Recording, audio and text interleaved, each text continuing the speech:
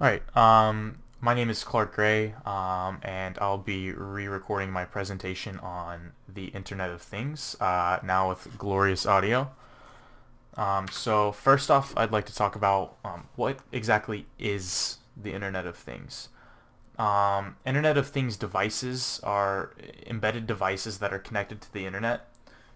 Embedded devices are, we can think of basically, objects or things that have like a processor, and electronics and computing in them. So we can think of like a microwave as an embedded device, or like like a thermostat or something like that. Different things that kind of have some form of computing involved with them, or electronics. These devices use sensors and embedded processors to receive, send, and act on data. And the Internet of Things kind of represents this giant connected network of all these different internet-enabled devices, sort of like we see in this image here. So looking at some examples of IoT devices, first off, I'm just kind of go through some different categories and then pick some examples from each category. So here on the left, we've got the Apple Watch.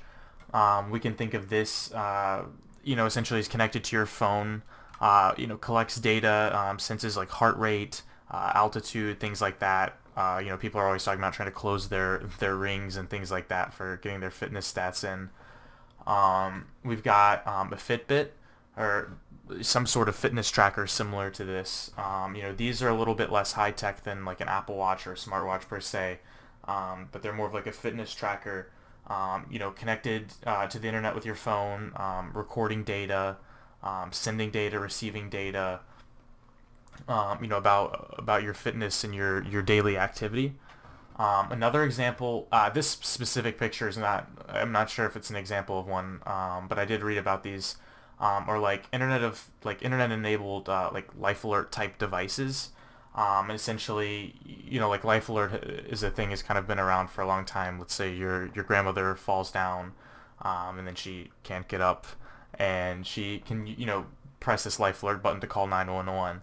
But now we've got internet enabled life alert devices and kind of things like that, for like better safety around the home and things, gathering data about sensing when someone's not okay and things like that.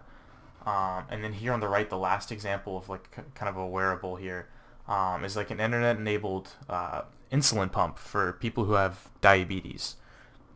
And so in this example here, this insulin pump is connected to an app on a smartphone, and can notify the user when their blood sugar levels are off, too low, too high, and when they need to, pump some more insulin into their body to, reach a healthy level. So that's pretty cool. Another kind of set of examples of IoT devices are smart home devices. Here on the left we have the Google Home Mini. I actually personally have one of these. This is kind of in that family of devices around like the Amazon Echo was kind of the first one, or Alexa as everybody calls it. But sort of these like smart home assistants, where you can tell them to do things and they will ask them questions and they will respond, using the internet, receiving data, and then, sending it. You can turn on your smart home lights and all kinds of different things with these types of devices. Play music. I actually use mine as an alarm clock, as the primary function. Here in the middle we have a Nest thermostat. My parents have one of these. Nest thermostats are internet enabled, of course, and they monitor data, temperature data, data from your air conditioning and things like that. My parents' Nest thermostat actually notified them that there was something wrong and broken with their air conditioning unit, because it was having to blow. It was turning on at weird intervals and things like that. And I can't remember the exact thing that was wrong with it, but the Nest smart thermostat actually, through its data gathering, kind of concluded that they needed to get a repair on their AC unit. And then the last example of an IoT smart home device that I have here is this Arlo camera, which my parents also have. This is sort of an internet-connected security camera that is will watch, and then you can set parameters, between certain hours of the day, or if it'll, send you a notification if it detects movement. It's really handy because, it'll back up all of these, detected clips that it sees to the cloud, so you never have to worry about it running out of storage space or things like that. So those are really cool. And then sort of the last, I think the last, yeah. So the last example of an IoT device, are kind of like some automotive devices. Kind of like these, we're starting to see cars kind of become more and more technologically, capable, I guess. Like things like Tesla, all kinds of things where these cars are collecting data. Like Tesla has all of its cars kind of working towards this neural network, to make more and more steps towards completely automated driving, as opposed to just like an autopilot feature on the highway. The cars, saying, predicting what parts will go wrong, sending alerts like, you're going to run out of, energy or fuel at X usage that you're usually using, and things like that.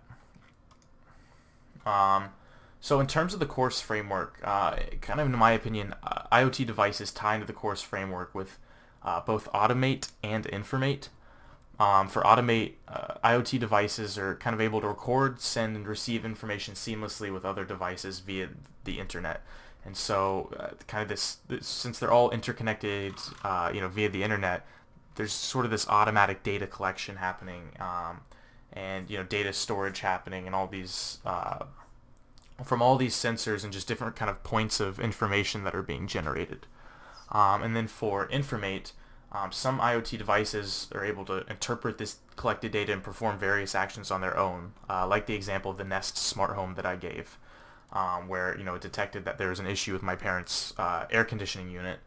And then also just we as humans are able to use this data to inform ourselves as well. So like I said with Automate, IoT devices are recording and storing all of this data for us, kind of on this network, and then we can, not just the devices, but we as humans can also look at some of this data and interpret it ourselves.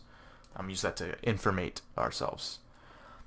So the impact here, the big impact the Internet of Things is having and will continue to have is kind of the shift from the majority of connections being human to device. They're starting to shift more towards device to device communications and connections. So all this kind of interconnected network, all these things mesh together, and then the increasing size of the Internet of Things is going to put our network infrastructure under increasing strain in the next coming years. And actually, a topic that I talked about in my network programming class is the advent of smart cities. Actually, Greenville, South Carolina, which is very close to Clemson, is actually a candidate to be a smart city, working with Sprint to kind of get its own 5G network just for IoT devices, because we're starting to see so many more of them. So that's another kind of impact of IoT devices. And I think that concludes my presentation. Yeah, thank you so much.